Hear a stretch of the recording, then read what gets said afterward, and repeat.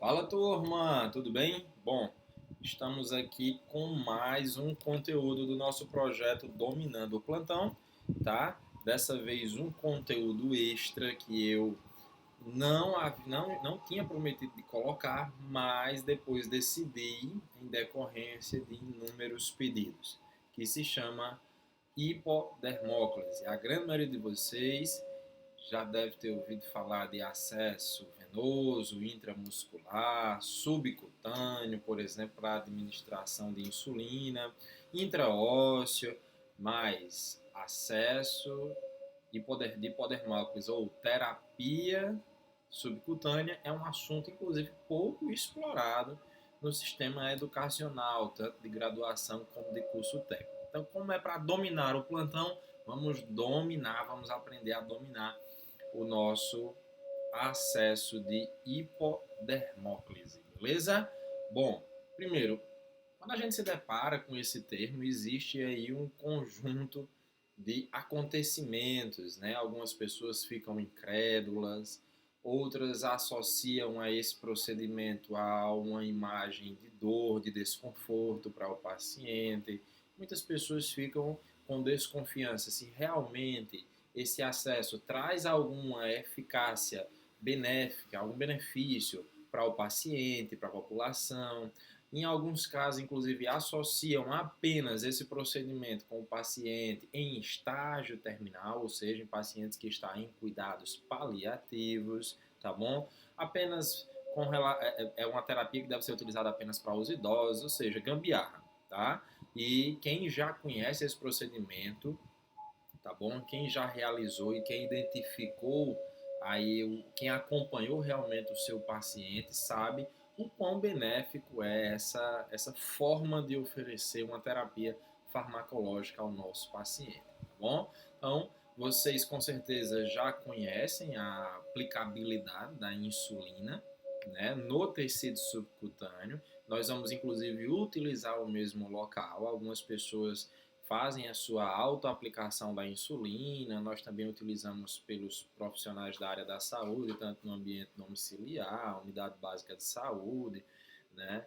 Emergência, terapia intensiva, enfim. Então é uma via que já é muito conhecida, tá bom? Então, o que é que tem a ver, Rafael, a via de aplicação da insulina, a via subcutânea com a hipodermóclise? Porque a via que nós vamos utilizar é a mesma. A diferença está na seguinte situação. Quando aplicamos a insulina no paciente, nós colocamos uma seringa com agulha, né, uma seringa específica, com agulha específica, administramos então a insulina no paciente, seja regular, NPH, por exemplo, mas imediatamente removemos esses dispositivos. O paciente não fica com esse dispositivo no seu tecido subcutâneo. Agora, quando nós utilizamos a via da hipodermóclise, o dispositivo vai ficar localizado por algumas horas, até mesmo alguns dias, tá? Existem literaturas que relatam de 5 a 7 dias. Já existem outras literaturas, muito poucas ainda, né, em termos de pesquisa, ainda existe uma carência muito grande de pesquisa, onde o dispositivo pode ficar até 21 dias, tá bom? Já existem algumas poucas pesquisas mostrando isso, mas a nível de Brasil, a grande maioria das instituições adotam até 7 dias, tá? Então, por exemplo, vamos aqui entender um pouco do nosso contexto. Até ontem a gente não podia deixar o medicamento sair da veia. Algumas medicações vão ser restritas ao sistema venoso do paciente, ao sistema vascular do paciente, continuam sendo inviáveis, mas hoje a gente já pode sim utilizar alguns medicamentos para colocá-los no tecido subcutâneo. Muitos pacientes são mais que beneficiados através desse método. O acesso subcutâneo, também conhecido como hipodermóclise, não nos foi ensinado nas faculdades, no sistema de ensino técnico para os técnicos de enfermagem. Então, diante disso, diante da ausência desse conhecimento, é compreensível a estranheza que o procedimento gera no primeiro contato. O início da prática da infusão por via subcutânea data, olha só aqui, né? Há mais de 100 anos, há mais de 150 anos. Em 1860 já existem registros, diga-se de passagem, que nessa época são fatos registrados, com certeza, como todas as outras coisas. Essa terapia ela data de muito antes dessa época. Acontece que possivelmente não tenham sido registrados esses acontecimentos. Então a hipodermóclise ela é um método para administrar soroterapia, isso mesmo, né? Administração de soro fisiológico, soro glicosado e inúmeras medicações como alternativa à punção venosa periférica, tá? Mas ainda nós temos algumas restrições, né?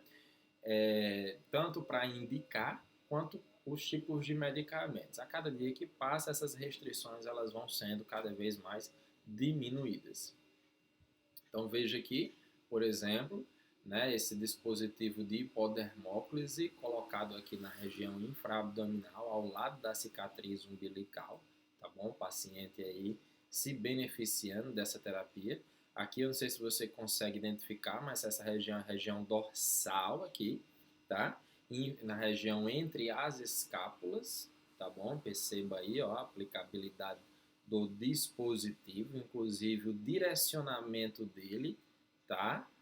A gente vai aprender como é que se posiciona adequadamente esse equipamento. Perceba que aqui na cicatriz umbilical ele está direcionado para a cicatriz, já aqui na região, né, entre as escápulas ele está direcionado para a região inferior do paciente, tá? A região aqui abaixo, né, da clavícula, olha aqui a clavícula, tá? E o equipamento aqui, né?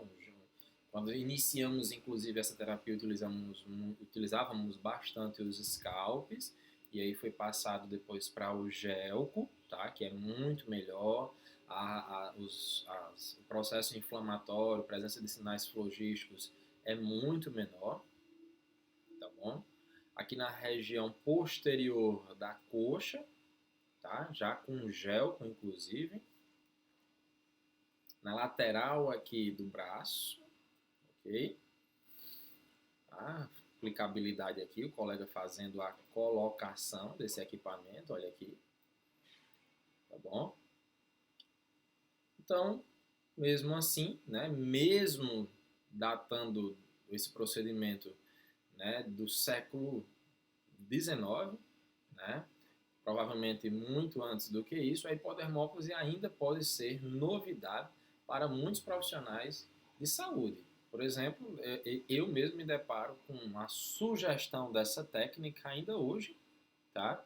E nós temos aí alguns colegas que ficam assim assustados, alegam que o paciente não pode fazer uso desse procedimento porque está fazendo uso de determinado antibiótico. E quando eu vou ver lá na prescrição o antibiótico que o paciente está fazendo uso, está com dificuldade de acesso periférico, tem indicação de remover o acesso, por exemplo, central, porque já está há muito tempo, inclusive levando risco de infecção, ou talvez o paciente já esteja com infecção, então tem que fazer um acesso periférico para dar continuidade à antibiótico-terapia, à hidratação venosa, analgesia, enfim. E quando eu olho lá, um antibiótico, ele pode ser feito pela via de tecido subcutâneo através do formato da hipodermose, tá? Então, o medo do desconhecido não pode, no entanto, ser um fator limitante na instituição da hipodermose. Daí a importância de nos respaldarmos, né, cientificamente, estudarmos e levarmos essas informações, esse contexto para dentro do nosso ambiente profissional, no seio aí entre os nossos colegas, tá bom? Para disseminar até mesmo junto à sociedade leiga os benefícios desse procedimento. Bom, ela é uma terapia importante, veja bem, a administração de fluidos pela via subcutânea ela é uma alternativa cada vez mais necessária para administrar medicações parenterais, tá? Tradicionalmente, que são administradas por via intravenosa, ou seja, nós podemos tranquilamente substituir muitas medicações. Consiste em uma prática que, em algumas situações clínicas específicas, demonstra ser uma via segura, então tudo isso a gente tem que analisar, né? Se ela vai ser segura naquele momento ou se realmente o paciente só vai se beneficiar de um acesso venoso ou de um intramuscular. Então, tudo isso tem que ser avaliado, dependendo de fatores clínicos do paciente, condições estruturais do serviço, materiais, treinamento dos setor de recursos humanos, né, da equipe de enfermagem, ok, das medicações, ela vai ser eficaz e, sobretudo, sempre primar pelo conforto do paciente. Já antecipando para você, é um procedimento super confortável para a população.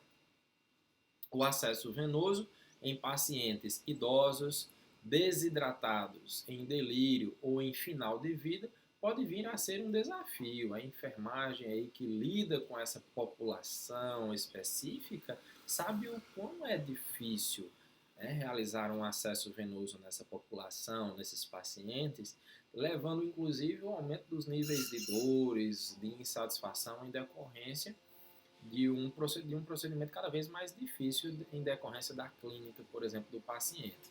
Além disso, muitos terminam perdendo o acesso com muita frequência, arrancam o acesso quando estão agitados, em delírio, apresentam aí quadros de sangramento.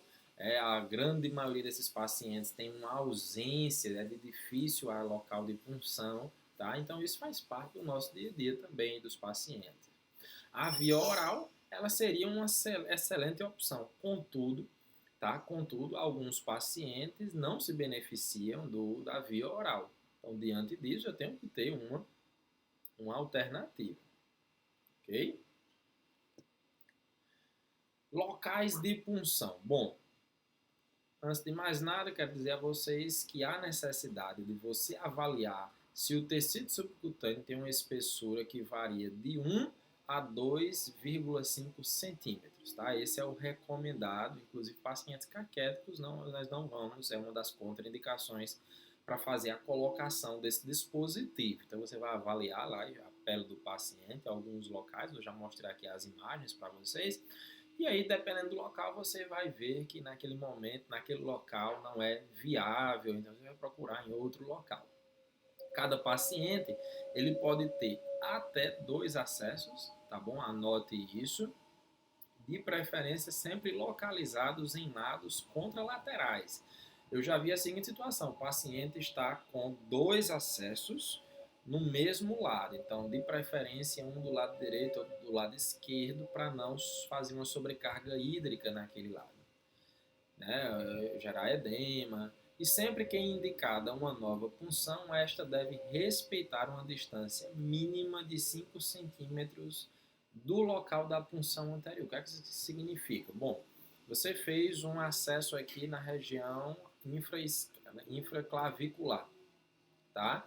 E aí você pode até utilizar essa região aqui peitoral do lado direito para fazer uma nova punção, desde que você obedeça uma distância de 5 centímetros da punção anterior. Então, eu estava aqui, você vai medir no mínimo 5 centímetros para fazer uma nova punção.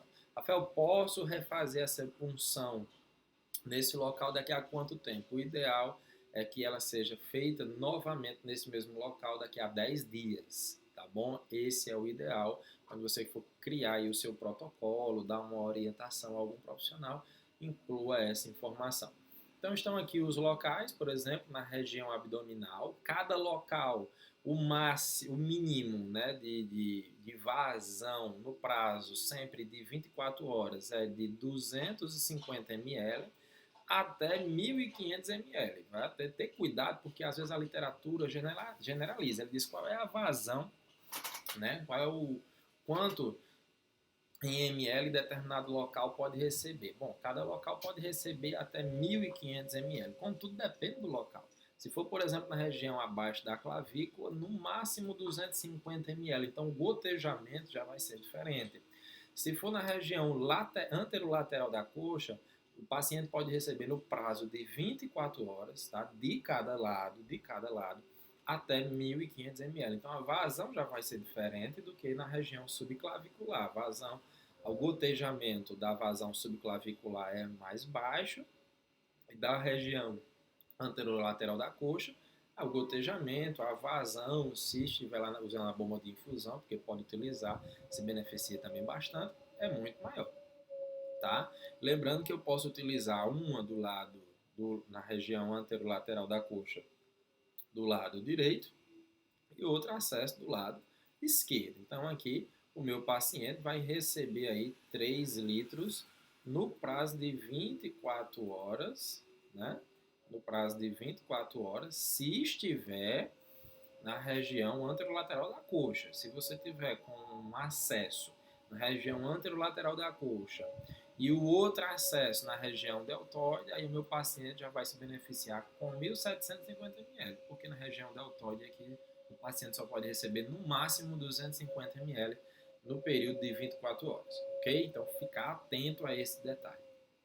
No momento da inserção do catéter, é preciso considerar a direção da drenagem linfática. Lembra que eu falei para vocês, mostrei lá as imagens, que dependendo do local onde você for colocar, tem um direcionamento. Olha, quando eu vou fazer um acesso intramuscular, eu vou ter um posicionamento adequado do bisel da agulha devido à anatomia do músculo esquelético. Quando eu vou fazer um acesso venoso periférico, eu vou direcionar o dispositivo, seja o scalp ou seja o gelco, né? Lembrando que esses nomes são nomes comerciais, né? Scalp, catéter agulhado, gelco, catéter sobre agulha é o nome mais adequado, mas enfim, eu vou posicionar eles no sentido do retorno venoso, tá? Ao coração. Então, quando nós vamos fazer uma punção no tecido subcutâneo através do método de hipodermóclise, que é aquele que demora algumas horas ou até dias, eu tenho que posicionar esse equipamento, o meu catéter, levando em conta naquela região topográfica, naquela região anatômica, a direção da drenagem linfática. Então é importante que você conheça de anatomia. Qual é a finalidade disso? Reduzir o risco de edemas, tá? Reduzir o risco de edemas. Então veja que a finalidade é oferecer uma terapêutica, mas se preocupando também com algumas reações, efeitos adversos, tá bom? Então, para você ter aqui uma ideia, se você for fazer o posicionamento aqui na região subclavicular, o ideal é que ele seja colocado aqui, por exemplo, se for na região superior do peitoral, que ele seja direcionado aqui nesse sentido diagonal. Se for na região inferior do peitoral, que seja direcionado, né, no sentido cefálico do paciente. Se for na região aqui do vastibular, na região aqui do anterior da coxa do paciente, né, anterior, que seja posicionado também no sentido cefálico, né, se for entre as clavículas, que seja posicionado aqui no sentido mediano, como estão aqui essas setas, tá bom? Aqui do mesmo jeito, ó, se for na lateral, aqui abaixo da inserção do deltoide, que seja posicionado também no sentido cefálico. Então, tal como está aqui essa imagem, o ideal é que seja feito para reduzir o risco de edema. Mesmo fazendo isso, é óbvio a possibilidade de formação de edema. Nós vamos já ver aqui com relação às complicações. Existem vantagens desse procedimento? Existem muitas vantagens. Se não fosse assim, nós não teríamos uma vasta literatura, sociedades brasileiras de geriatria, gerontologia, criando protocolos, livros, e-books, e eu também não estaria fazendo essa videoaula aqui para ensinar você e lhe estimular, lhe incentivar a fazer essa prática, a criar protocolos dentro da sua instituição, tá bom? Então, a via parenteral mais acessível e confortável que a venosa, tá bom? É considerada uma via parenteral e ela é muito mais acessível, muito mais confortável, muito mais fácil do que a via venosa. Nós vamos já ver isso aqui, inclusive em um vídeo. Ela é de fácil inserção e manutenção do catéter. Pode ser usada em qualquer ambiente de cuidado, inclusive no ambiente domiciliar.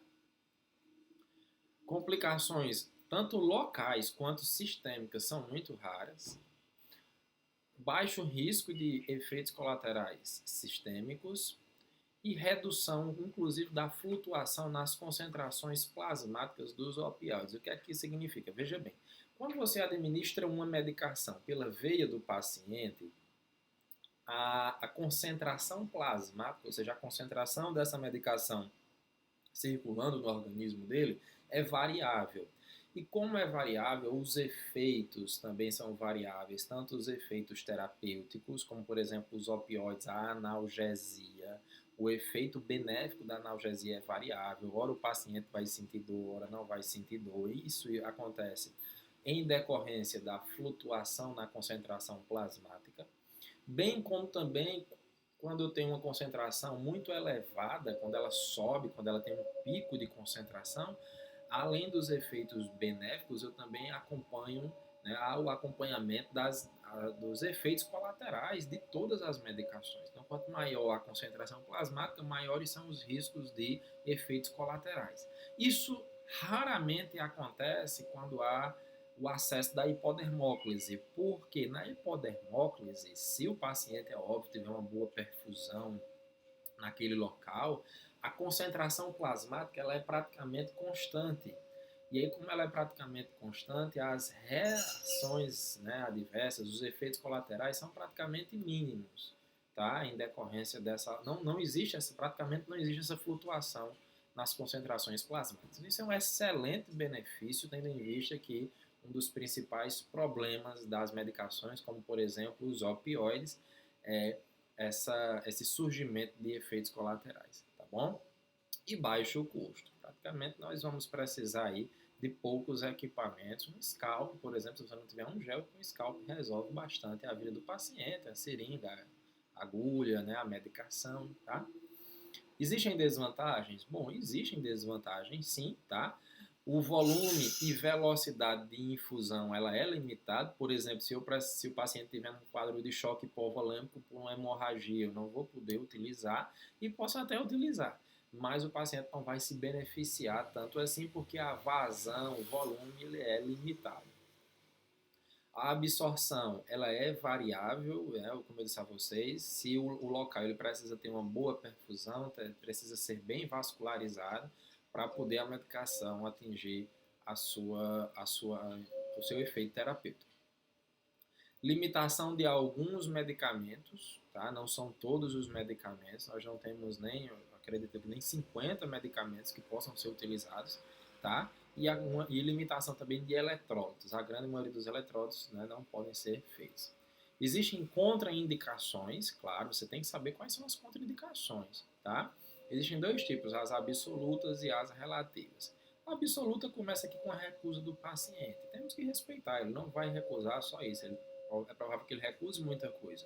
Daí a importância de você ter um embasamento científico, uma boa capacidade de comunicação para tentar persuadi-lo, explicando os efeitos, os benefícios, tá? Mas existem técnicas de comunicação que você também pode estar estudando, tá? A nasarca, porque eu não tenho uma boa perfusão, eu não tenho a certeza de estar fazendo o acesso, inclusive no tecido subcutâneo, devido ao descolamento das estruturas anatômicas. Trombocitopenia grave não pode ser utilizado e necessidade de reposição rápida de volume, eu não vou beneficiar o meu paciente. Reposição de eletrólitos em distúrbios eletrolíticos graves. Nenhuma solução hipertônica deve ser utilizada por essa via, afinal vai causar necrose e o meu paciente não vai ter efeito e vai causar necrose tecidual. Contraindicações relativas, ou seja, aquelas que você vai analisar, tá? Paciente com quadro de caquexia, paciente com síndrome da veia cava superior, ambas aí podem ocasionar problemas de perfusão, de vascularização. Paciente com quadro de ascite, tá? Rafael, não é uma contraindicação absoluta, um quadro de caquexia, não, porque às vezes o paciente tem algum tecido subcutâneo aí que pode se beneficiar, você tem a habilidade de fazer uma punção correta do tecido subcutâneo, então isso é analisado, perfil profissional. Na ascite, né, o paciente não tem só a estrutura abdominal, você vai analisar outras regiões, como a região posterior da coxa, a região entre as escápulas, tá? Áreas de circulação linfática comprometida, tá? Como por exemplo, paciente que fez remoção dos linfonodos, aplicação de radioterapia, tudo isso pode prejudicar a circulação linfática. Se você faz o acesso nesses locais, o paciente ele pode ter um quadro de edema nesses locais. Presença ali naquele local que você vai fazer a punção de infecção, inflamação, algum tipo de lesão cutânea, então você vai procurar outro local. Proximidades de articulação, já que são regiões pouco vascularizadas e também existe principalmente a presença de muitas terminações nervosas. proeminências ósseas, tá? Então essas são as contraindicações. Medicações, vejam aqui que nós temos muitas, apesar de serem significativamente ainda poucas, estão evoluindo a cada ano que passa, são incluídas mais medicações, há uma carência ainda de pesquisa diante dessas medicações, mas veja que os antibióticos, inclusive o paciente que eu disse a vocês, que, que, que eu sugeri, ele estava fazendo uso de meropenem, um excelente antibiótico, um antibiótico super eficiente, super eficaz, tá? Então, o paciente se beneficiou, tá? Ter só cuidado com relação à diluição, vamos já falar disso aqui, você vai aprender aqui com relação à diluição, mas veja, ó, ampicilina, cefepima, isso é como antibiótico, tá? Ceftriaxona, ertapenem, meropenem, deixa eu ver se tem mais aqui outro antibiótico, né? Não, mas veja, ó, morfina, metoclopramida, o paciente está lá com quadro de vômito, ninguém consegue mais um acesso periférico no paciente, pode tanto tomar metoclopramida como andacetrona, né? Omeprazol, ranitidina, furosemida, o paciente está nasarcado, talvez, nasarcado não, porque dependendo do local não posso fazer, mas o paciente está com pressão arterial elevada, o médico lá tem lá a indicação de fazer um diurético, um aldol, o paciente que está lá agitado, aí você ainda vai fazer uma intramuscular, diclofenaco, paciente com quadro febril, fentanil, né? Então é muita coisa, inclusive, olha aqui, soro fisiológico, glicofisiológico e glicosado para hidratar o paciente, tá bom?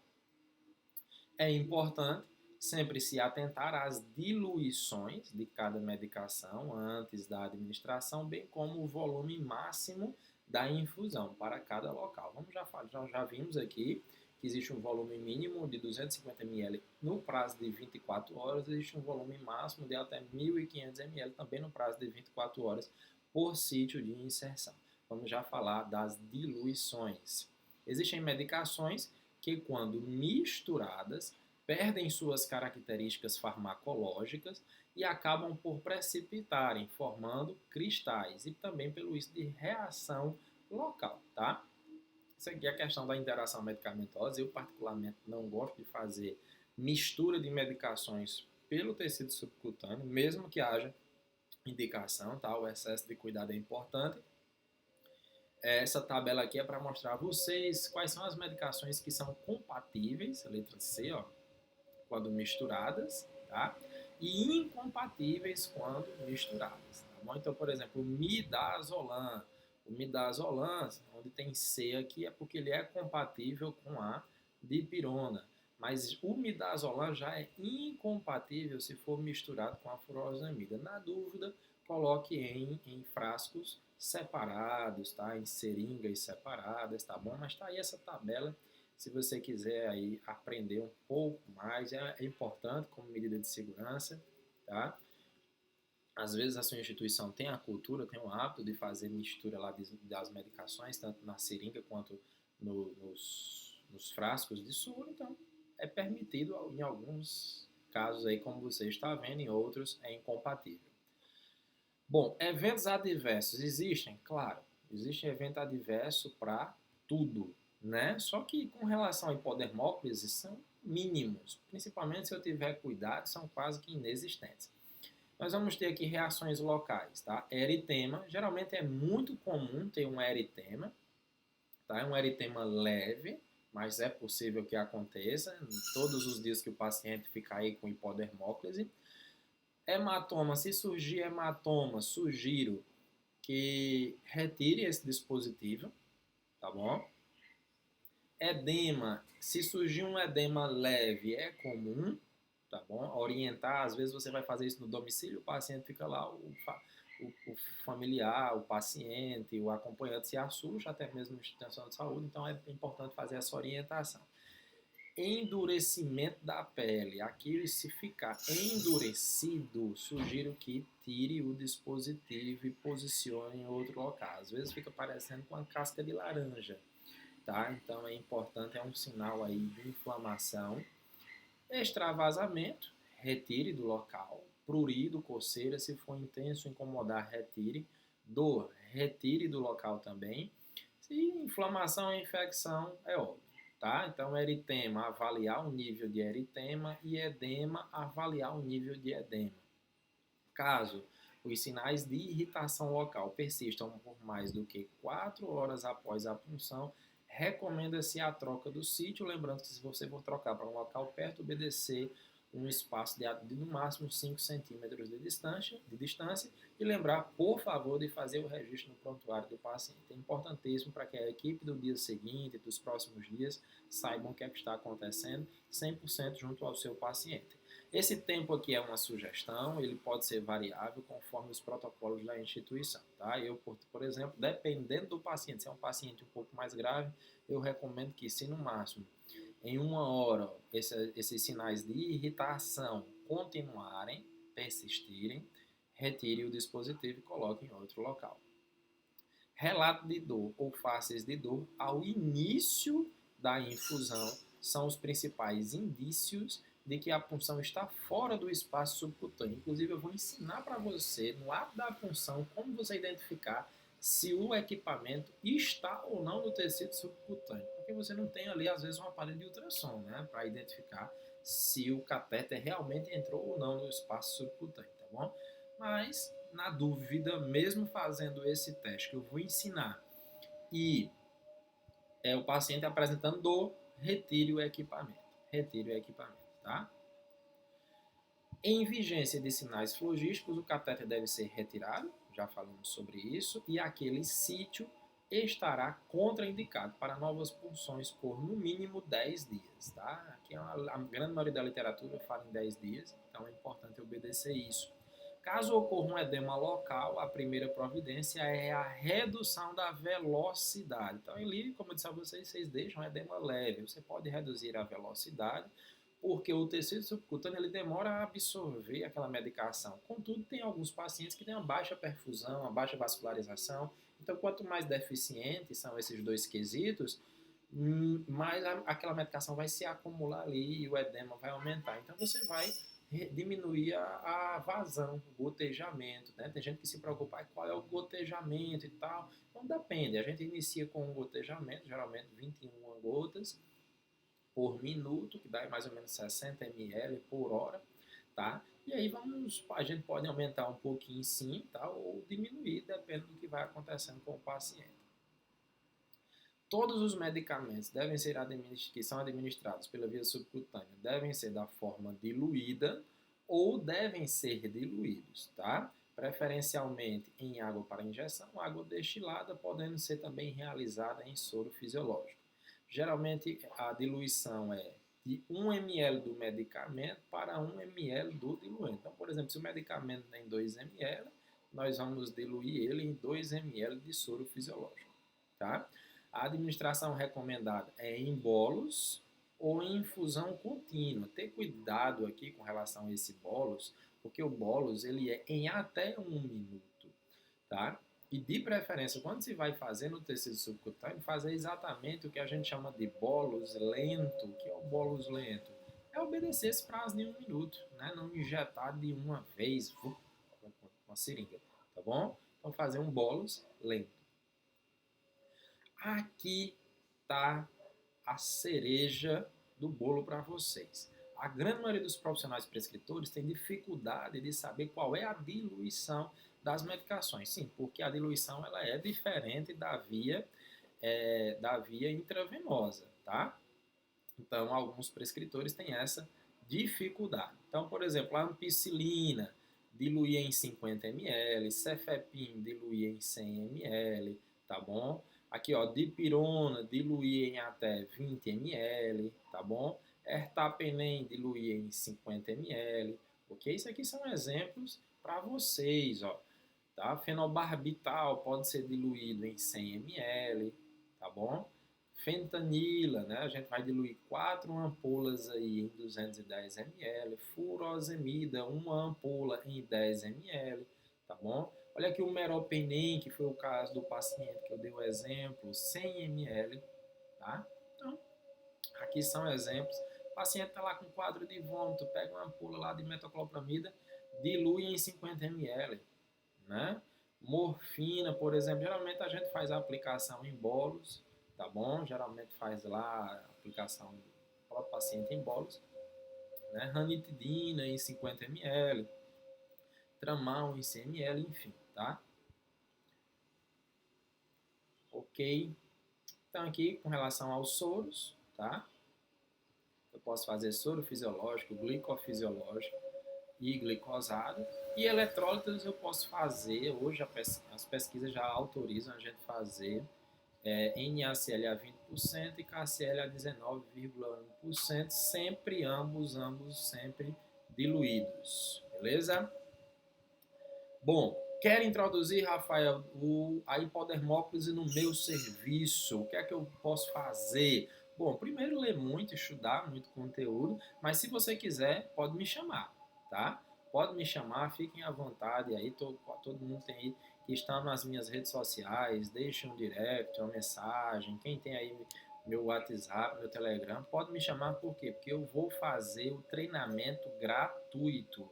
Eu vou fazer o treinamento na sua empresa, sim, na sua instituição de saúde, para a sua equipe, de forma gratuita. Então, converse aí com o seu coordenador, o seu superior, separe lá, vai ser dentro da sua empresa, tá? Então, separe um local. Para quem é de muito longe aí, eu sou do Ceará, nós estamos dando esse treinamento aqui na cidade de Fortaleza. Então, ao redor aqui eu ainda consigo ir. Se for muito longe, aí vai ser preciso uma certa despesa, porque existe aí um deslocamento, né, de transporte, hospedagem. Mas com relação ao curso, ao treinamento em si, cara, eu não cobro aí, as horas que eu passar fazendo esse treinamento, eu não cobro. A equipe, a instituição vai ter, é claro, que disponibilizar o material, eu passo qual é o material, tá bom? E eu vou fazer esse treinamento para você com o maior prazer. Quem pode se beneficiar desses treinamentos? Médicos, enfermeiros e técnicos de enfermagem. Rafael, a minha instituição não quer disponibilizar um treinamento presencial, não tem problema, né? Então tem outras empresas, outros cursos, outros professores.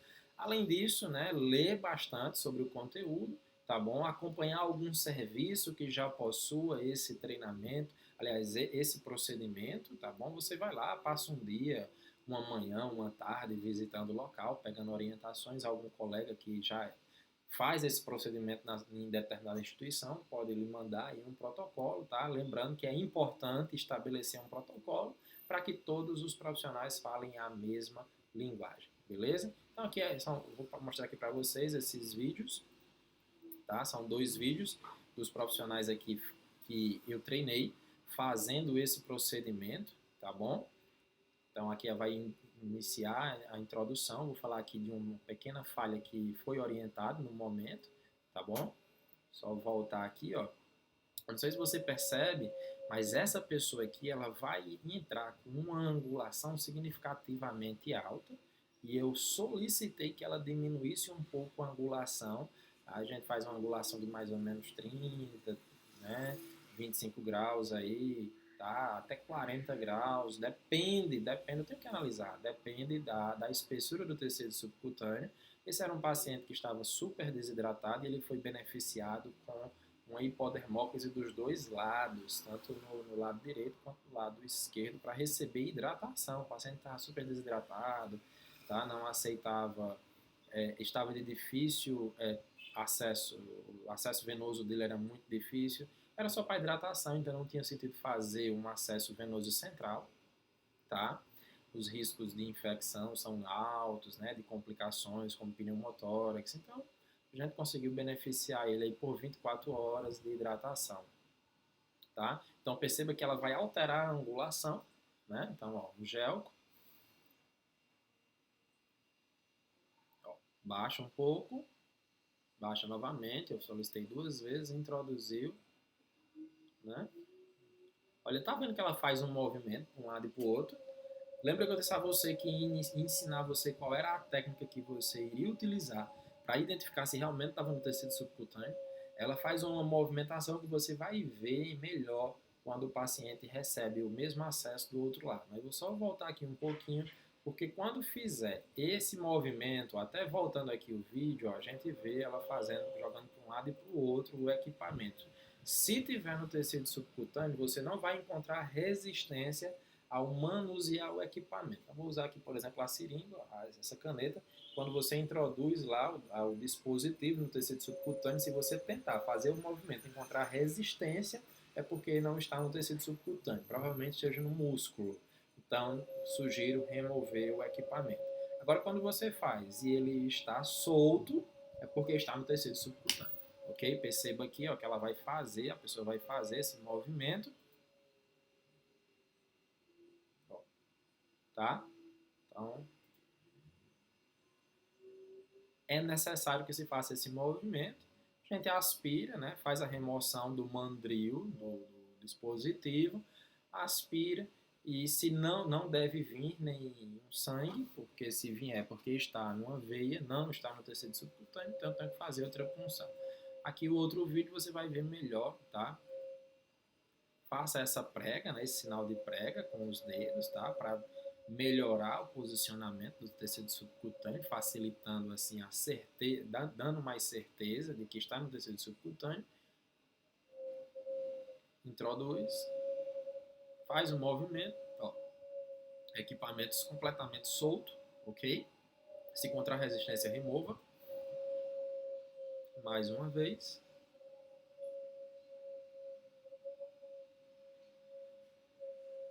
Está solto. E agora é colocar o extensor com a seringa ou a medicação, fazer a fixação, de preferência com filme transparente, para ficar observando a presença de sinais flogísticos, edemas e outras complicações. Manejo da hipodermóclise. Sempre higienizar as mãos, é de praxe, tá? Fazer a asepsia da via, né? Friccionando lá uma gaze embebida com álcool no ósteo, o acesso, para diminuir o risco de infecção. Orientar paciente, acompanhante e familiar com relação a algumas complicações que podem surgir, que são naturais, como eu disse até a vocês, hiperemia e presença de edema no local. Tá? Todo medicamento deve ser checado imediatamente após a sua administração, para não gerar dupla medicação. Quando o medicamento não for administrado, comunique a algum profissional presente, enfermeiro, médico, lá na passagem de plantão, ao técnico de enfermagem, e identificar também o motivo para que a gente saiba e não haja o risco de ter que fazer novamente essa medicação. Se houver mais de um medicamento por essa via aprazado, né, nesse horário, por exemplo, a gente vai lavar o acesso entre uma medicação e outra, porque às vezes existe aí algumas medicações que são feitas logo em seguida pela seringa. Então, ela sempre lavar com no máximo 2 ml de solução fisiológica entre as medicações, e todo incidente relacionado a medicamento deve ser notificado, tudo tem que ser notificado. A infusão em bolos deve ser lenta, como eu citei para vocês. A bomba infusora pode ser útil, sim, é muito eficiente para a administração da infusão contínua, até mesmo para ajudar a manter a concentração plasmática a um nível satisfatório, como eu citei, evitando, diminuindo o risco de reações adversas. Seu uso também garante a administração constante do medicamento, já citado aqui, ó, mantendo as concentrações plasmáticas a níveis ideais.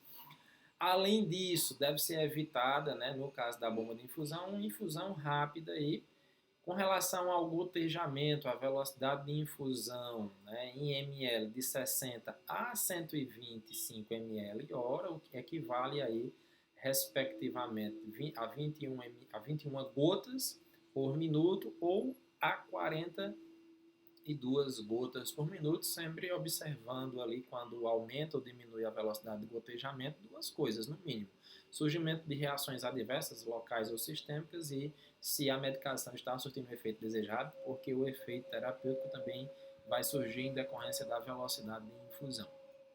Tá? Então aqui são algumas informações importantes quando comparadas com outras vias, como a via intravenosa, a intramuscular e a própria subcutânea de aplicação lá rápida. A concentração sérica alcança a circulação em menor tempo, isso é bom, tá? Para a via subcutânea, essa concentração máxima ela é obtida num tempo muito maior do que nas vias citadas. Esse perfil de absorção mais lento possibilita uma concentração plasmática sérica estável, como eu citei. Vale lembrar que não são só os pacientes em cuidados paliativos que se beneficiam, mas todos os outros, crianças, idosos, adultos, gestantes, tá bom? Todo mundo se beneficia dessa via. Isso é um mito de dizer que é só paciente que em cuidados paliativos e achar que não vai se beneficiar, porque dá para estabelecer uma terapêutica excelente através da hipodermóclise. Lembrando que se você for implantar esse procedimento lá na sua instituição, vai existir um paradigma, um ponto de vista difícil de ser quebrado, mas toda mudança de paradigma no começo gera um desconforto que, com o passar do tempo, todo mundo sempre sai ganhando e esse desconforto ele é dissipado. Aqui são as nossas referências bibliográficas e quero desejar a você muito sucesso, mas se lembre que sucesso não é dom, sucesso é músculo. Um forte abraço.